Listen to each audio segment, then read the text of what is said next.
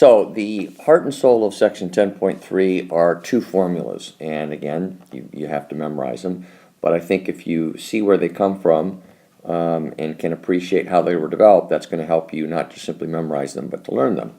So basically, we're looking for the sum of a finite, meaning there are a finite number of terms, for a finite arithmetic series. And again, remember, if we have a sequence and we replace each comma with a plus sign, we then have turned the sequence into a series. And we're also looking for the sum of a finite geometric series. So let's see how that's going to work. So go ahead and write down just a general arithmetic series, first term to nth term. Write it in reverse order. Note that if your sum of the series is s, the sum of the first n terms is s, if you were to add these two together, you'd wind up getting the sum of the series twice. So you'd have two SNs. The question is, what does that equal? And the answer is, if you add up vertically, for example, the first term with the last term, you're going to get 2a1s plus n minus 1 d's.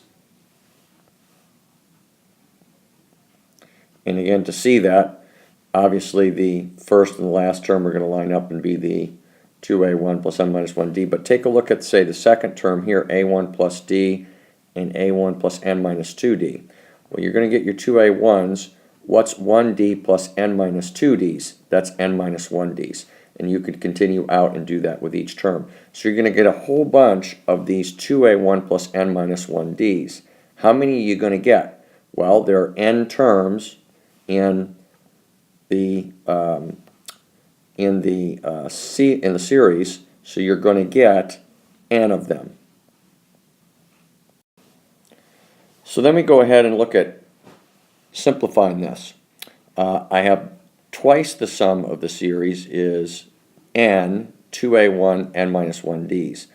I can simplify this a number of ways. I'm just going to go ahead and say, hey, I could divide each side here, since I got 2 here, divide each side by 2.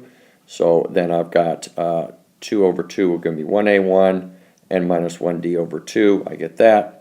I then go ahead and find a common denominator in here. So I got 2a1 plus n minus 1d over 2, still multiplying by n. Continuing along, go ahead and split up this 2a1 into an a1 plus a1, and then look at a1 plus n minus 1d's. And if I look at that, I note that I've got in parentheses here, I've got first term plus nth term over 2 times n. And note, if I go back up here, I could have probably seen that quicker and easier. If I just went ahead and broke up that parentheses right from the start, a1 plus n minus 1 d's, I can see that as a first term plus my nth term of the series. And so then my general formula then would be the first term plus the last term divided by 2 times n, or I could put the n over 2 separate, n over 2 times t1 plus tn. Note that my nth term, as we've seen in deriving the formula, I also could view this, if I don't have the last term, I can find it by using my formula for the nth term. So that's the derivation for the arithmetic series formula. So deriving the geometric formula actually is a little easier to do, I think, but the trick or the method is less clear. For the arithmetic series, we reverse the terms, add them together, divided by 2, and basically we were done. A little less clear for the geometric, although thinking that a geometric series you multiply by one term to get to the next, that might make some sense then.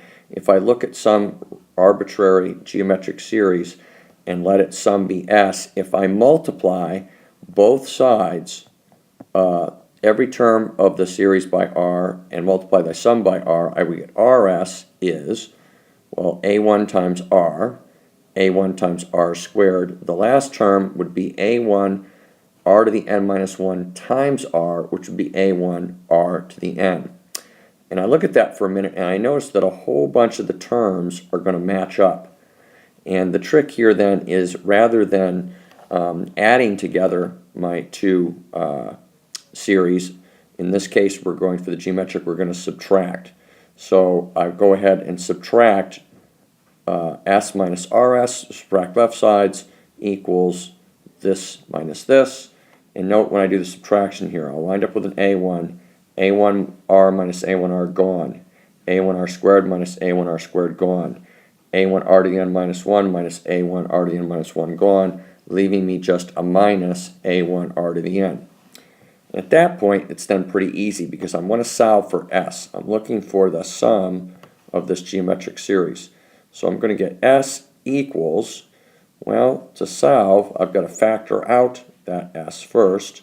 So I'm looking at s, 1 minus r, equals a1 minus a1 r to the n.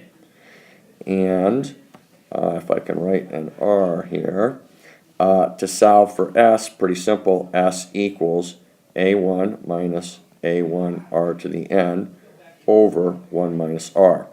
Now I could factor out an a1 out of that top numerator, and I then would get, so if we factor out that a1, we get a1, 1 minus r to the n, all over 1 minus r.